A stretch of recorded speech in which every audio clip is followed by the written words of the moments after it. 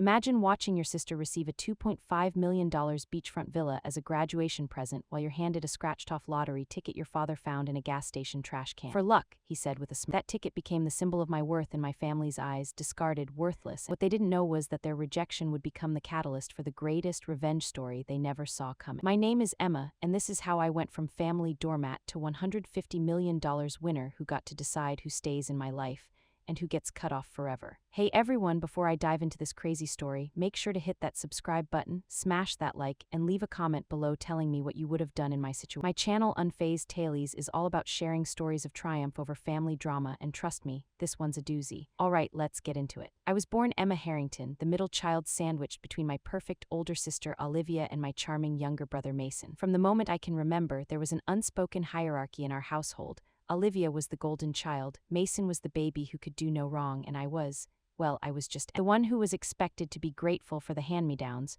who was told to be realistic about her dreams, who was somehow always asked to sacrifice for the greater good of the family. My parents, Richard and Diana Harrington, weren't just wealthy, they were old money with new connections. Dad ran a successful investment firm that catered to the elite, while Mom maintained our family's social calendar with military. Our home in Greenwich, Connecticut was a showcase of their success. 6 bedrooms, 8 bathrooms, a pool that was used mainly for parties, and a 3-car garage housing vehicles that cost more than most people. Holidays were particularly illuminating when it came to understanding my place in the family. On my 16th birthday, Olivia received a brand new MacBook Pro so she wouldn't feel left out. When I questioned this, Mom patted my head and said, "Don't be selfish, Emma. Your sister needs it for her college applications." I got a $50 gift card to a bookstore that had recently closed. Dad hadn't bothered to check. "The family business is our legacy," Dad would proclaim at dinner, his eyes always fixed on Olivia. By 18, she was already sitting in on board meetings. By 21, she had a corner office with her name on the door. Meanwhile, I was pursuing a degree in environmental science, which my father referred to as Emma's little tree-hugging phase. "When are you going to study something practical?" he'd ask whenever I came home for breaks. "The business isn't going to run itself when I'm gone." The truth was, I had actually approached him about joining Harrington Investments during my sophomore year of college. I'd even prepared a presentation about sustainable investing trends and how the firm could position itself at the forefront of the movement. "That's cute, Emma," he'd said, barely glancing at my carefully prepared slides, "but let's leave the real business decisions to those who understand the market." The next month, when Olivia suggested the exact same initiative, Dad proudly announced the firm's new sustainable investment division, headed by none other than my sister. Mason, in typical youngest child fashion, was given a free pass on everything. His mediocre grades were him finding his path. His 3 changes of major were exploring his options. His partying was networking. When he finally graduated with a bare minimum GPA, Mom and Dad bought him a Tesla to celebrate his perseverance. For my graduation, they gave me a watch that still had the markdown stickers on the box. I later found the exact same model on clearance for $89.99. The real turning point came when Olivia graduated with her MBA.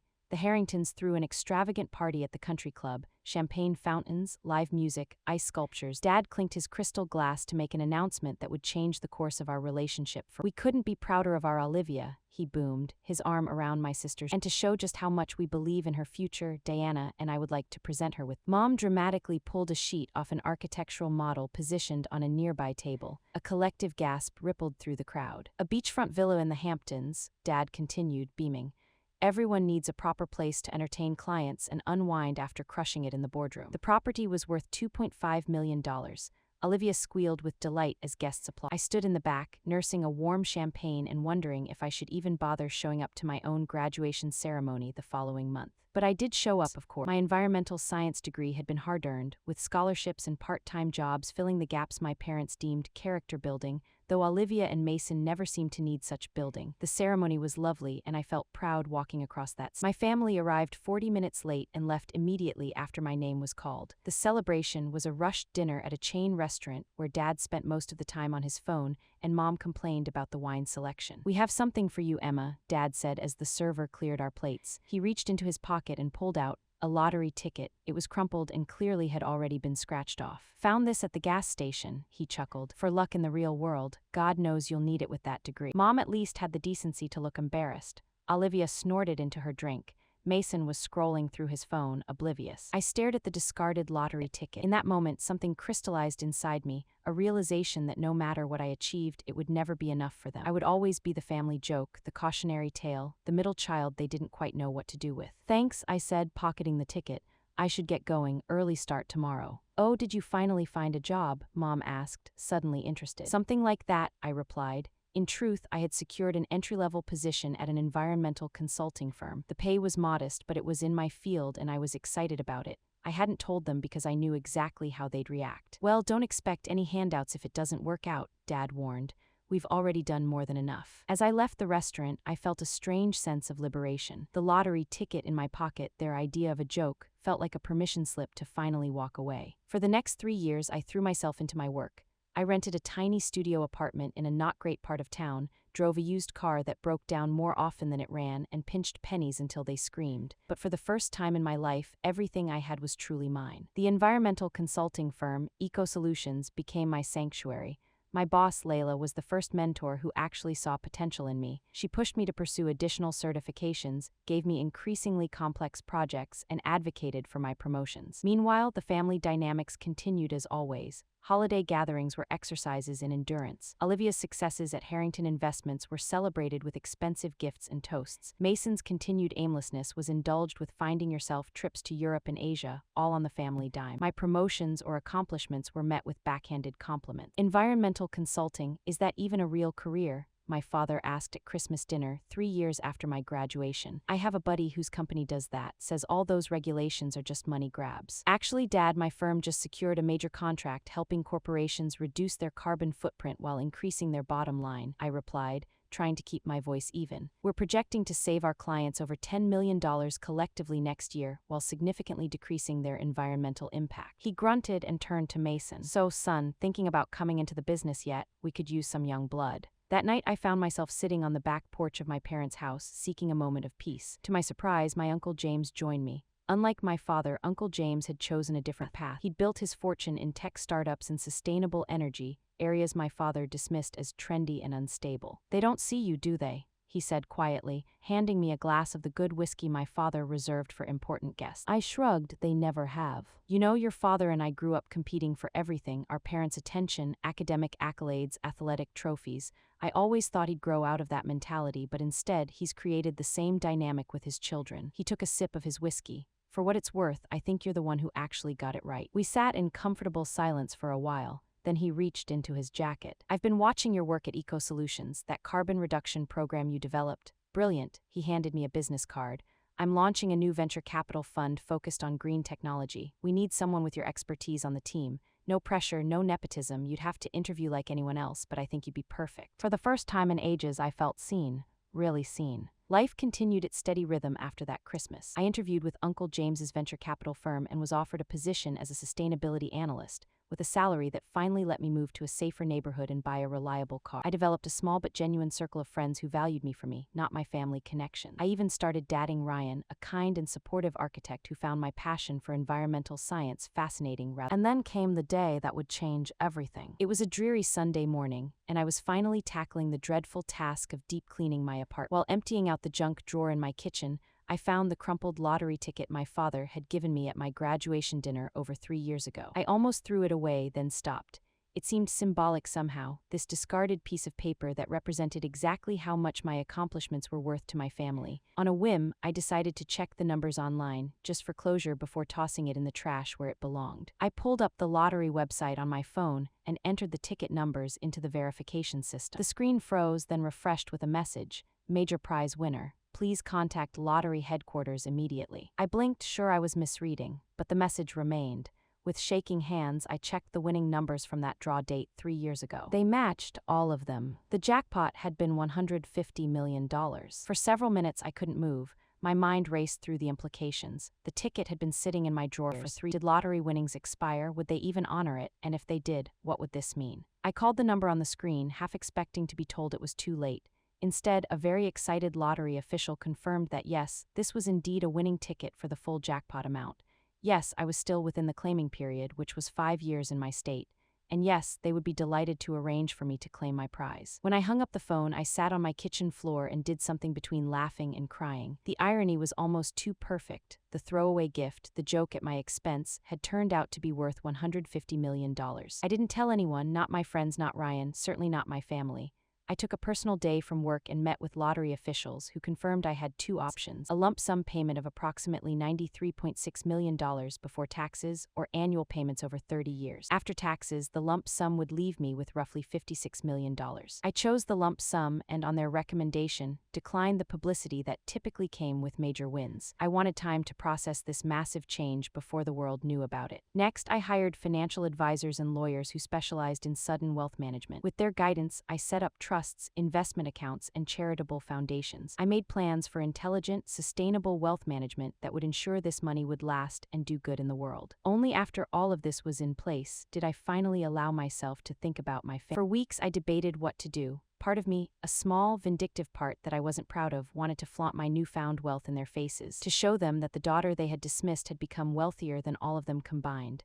Another part wanted to be magnanimous, to share my good fortune despite their treatment of me. But the healthiest part of me, the part that had fought for independence and self-respect, knew that neither approach would bring me peace. I scheduled a family dinner at my parents' home, the first one I had initiated in, well, ever. Everyone seemed surprised by the invitation but agreed to attend. Dad probably thought I was finally going to ask for a job at Harrington Investments. Mom likely assumed I was announcing an engagement to Ryan, whom they had met exactly once and barely acknowledged. The night of the dinner, I arrived early to help my mother in the kitchen, a strategic move to ensure we'd have a moment alone. "This is a nice surprise, Emma," she said as she chopped vegetables with precision.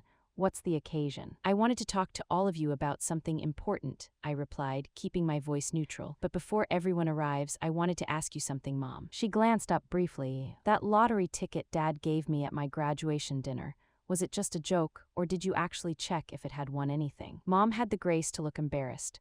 "Oh, Emma, you know your father, he can be thoughtless sometimes. He found it on the floor at the gas station and thought it would be funny. I told him it was inappropriate, but you know how he is when he thinks he's being clever. So neither of you bothered to check if it might actually be worth something." She laughed dismissively. "Of course not, it was trash, Emma, literally something he picked up off the ground." The casual cruelty of it all settled over me like a cold fog. Even the gift they had given as a joke hadn't merited the minimal effort of verification. Dinner that night proceeded as most family gatherings did. Olivia dominated the conversation with tales of her latest business triumphs and name-dropped celebrities who had recently been guests at her Hamptons estate. Mason regaled everyone with stories from his latest expedition to Bali, funded by our parents' temporary support while he found his calling. My father held court at the head of the table, occasionally asking Olivia business questions or encouraging Mason's wanderlust. My mother flitted between serving food and adding commentary to inflate their stories. No one asked about my work. No one asked about my life. It was as if I existed solely as an audience for their achievements. Finally, as dessert was served, my father turned to me with a patronizing smile. "So, Emma, what's this big announcement?" Finally realized that saving polar bears doesn't pay the bills. The table went quiet, all eyes suddenly on me. I took a deep breath. "Actually, I wanted to talk to you all about something important, a decision I've made." "You're not pregnant, are you?" my mother interjected, looking alarmed. "No, Mom, this isn't about my personal life, it's about our family dynamics." I straightened my shoulders. For as long as I can remember, I've been treated as an afterthought in this family. My achievements have been dismissed, my career choice mocked, my very presence seemingly an inconvenience. My father's expression darkened. "Now wait just a minute." "I'm not finished," I said firmly. 3 years ago, at my graduation dinner, you gave me a scratched-off lottery ticket you found on the floor of a gas station. You all laughed at what you thought was a clever joke about my future prospect." Olivia rolled her eyes. "Are you seriously still upset about that? It was just a stupid joke." "It wasn't the joke that hurt, Olivia. It was what it represented, that my education, my hard work, my dreams were literally worthless to all of you, that I was worthless." An uncomfortable silence fell over the table. "So what are you saying?" my father finally asked, his voice dangerously quiet. "I'm saying that I've spent my entire life trying to earn your respect, your approval, your love. And I'm done. I'm setting boundaries. From now on, I will only maintain relationships with people who value me as I am." My mother gasped, "Are you cutting us off over a lottery ticket?" "No, Mom, I'm creating distance because of a lifetime of being treated as less than. The lottery ticket was just the clearest symbol of where I stand in this family." "This is ridiculous," my father exploded. "We've given you everything, a roof over your head and education." "The bare minimum expected of parents," I interrupted. "And let's be honest, you've given Olivia and Mason so much more. A beachfront villa versus a discarded lottery ticket? Tell me that's equal treatment with a straight face." My father's face was turning an alarming shade of red. "You ungrateful." "I'm not ungrateful," I said calmly. "I'm just finally valuing myself enough to walk away from people who don't value me." With that, I stood up from the table. I've accepted a new position with Uncle James's venture capital. I'll be heading their sustainability investment division. I've also recently come into some money that will allow me to live comfortably while pursuing the environmental cause. What money? My father demanded. Has James been? No, Dad, remember that worthless lottery ticket you gave me? Turns out it wasn't so worthless after all. It was a jackpot winner worth $150 million. The silence that followed was deafening. Olivia's mouth fell open. Mason dropped his fork with a clatter. My mother went pale. My father looked like he'd been struck. You're lying, he whispered. I pulled out my phone and pulled up an article from the local paper. Anonymous winner claims 3-year-old $150 million jackpot. I slid it across the table. I've spent the last month setting up trusts, foundations, and investment vehicles to ensure this money does good in the world and lasts for generations. I've fully funded environmental research grants at my alma mater. I've established college scholarships for underprivileged students. I've secured my own financial future. I looked each of them in the eye. None of you will see a penny of it, not because I'm vengeful, but because giving you money would only reinforce the toxic dynamics that have defined our relationship. I'm breaking that cycle today. Emma, my mother began, tears forming in her eyes. We're family. Yes, we are, and families should support each other, celebrate each other's successes, and love each other unconditionally. When you're ready to have that kind of relationship, my door will be open. Until then, I wish you all well, but I won't be participating in any more family gatherings where I'm treated as an afterthought. I picked up my purse and walked toward the door, pausing briefly to add, oh, and Dad, next time you find a lottery ticket on the ground, you might want to check if it's a winner before giving it away as a joke. The fallout was exactly as dramatic as you might expect. My phone exploded with messages and calls, first angry, then pleading, then bargaining. My father threatened legal action, claiming the ticket had been a gift with strings attached. My lawyers assured me his case had no merit, and indeed, the threatening letters from his attorneys eventually stopped. Olivia vacillated between rage, you think you're so special now, and faux reconciliation, we've always been so close, Emma, don't let money come between us. Mason, to his credit, was the most genuine. After the initial shock wore off, he actually apologized for his role in making me feel excluded over the years. I never really saw it, he admitted during a coffee meeting a month after the dinner. I was so caught up in my own stuff, and it was easier to go along with Mom and Dad's version of our family than to question it. We're slowly rebuilding a relationship, Mason and I. It's tentative and sometimes awkward, but it's real in a way our interactions never were before. My mother tried to play both sides, reaching out with emotional appeals while simultaneously supporting my father's attempts to claim a share of the family's good fortune. When those tactics failed, she resorted to having mutual acquaintances guilt me about destroying the family. As for my father, his final message to me was telling, you'll regret this when the money runs out and you come crawling back. Even then, even after everything, he couldn't conceive of a world where I might succeed on my own merits. Uncle James offered me a genuine partnership in his venture firm, but I declined a formal role, instead becoming an angel investor in green technology startups that aligned with my values. I established the Second Chance Foundation, which focuses on environmental restoration projects and educational opportunities for overlooked students. Ryan and I continued dating for another year before amicably parting ways. The sudden wealth change created complications neither of us had been prepared for, and we realized we wanted different things from life. We remained friends, and I was genuinely happy when he met someone new last year. As for me, I bought a modest but beautiful home near the coast where I can watch the sunrise over the water every morning. I fill my days with meaningful work, supporting causes I believe in, and nurturing friendships with people who value me for who I am, not what I can give them. The money hasn't changed who I am at my core. I still drive an electric car rather than a fleet of luxury vehicles. I still wear jeans most days. I still bring my reusable bags to the grocery store and compost my food scrap. But what the money has given me is freedom. Freedom from the need for validation, freedom from toxic relationships, freedom to live authentically. I haven't spoken to my parents or Olivia in nearly 2 years now. Sometimes I feel a pang of sadness for what our family could have been. But then I remember that families are supposed to be sources of support and love, not pain and diminishment. The strangest part of this entire experience wasn't winning the lottery. It wasn't even cutting ties with my family. The strangest part was realizing that my worth had never been determined by their assessment of me. I had always been enough, they just couldn't see it. The lottery ticket that my father intended as a joke about my worthlessness turned out to be incredibly valuable. In many ways, that ticket is the perfect metaphor for how they saw me versus who I actually am. They discarded me, overlooked my potential, and missed out on the relationship we could have had. Their loss, not mine. I sometimes wonder if my father ever thinks about the cosmic irony of his joke, how his attempt to diminish me became the catalyst for my complete financial independence from him. How the daughter he'd written off as the family disappointment now has a net worth that dwarfs his own. How the environmental work he dismissed as a tree-hugging phase is now being recognized and funded at levels he could only dream of. But those thoughts don't consume me anymore. I've learned that the best revenge isn't flaunting success in the faces of those who doubted you, it's living well and authentically, unburdened by their expectations and judgments. I won't pretend it was an easy journey. There were nights I cried myself to sleep, days I questioned whether I was doing the right thing, moments I was tempted to give in and try once more to earn their approval. But with each passing month of standing firm in my boundaries, I grew stronger and more certain. Last week I received an email from Mason. He's been working with a therapist to understand the family dynamics we grew up with, and he's making real progress in breaking free from the golden child scapegoat patterns our parents established. He asked if I'd be willing to meet his new girlfriend when they're in town next month. I said yes. It's a small step, but it's something.